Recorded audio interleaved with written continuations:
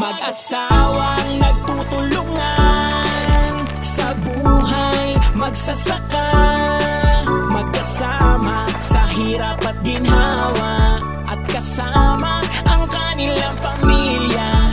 Pinay farmer sa Japan, buhay, magsasaka, mag-asawang nagtutulungan.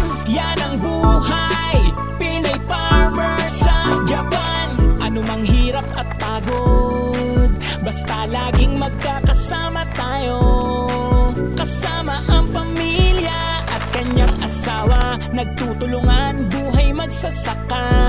Laging bigyan ng kulay ang ating buhay, buhay magsasaka. Lagi tayong masaya sa pagtatanim sa bukirin. Nagtutulungan ng mag-asawang magsasaka para buhay ay guminhawa. Laging sipagan lang para sa pamilya, lahat magagawa. Ito ang buhay farmer, Pinay sa Japan. Lahat ng mga ka-farmer na laging nandyan, magkakasama tayo sa hirap at ginhawa. Mga palangga na di nawawala, laging sumunod sa kanyang vlog.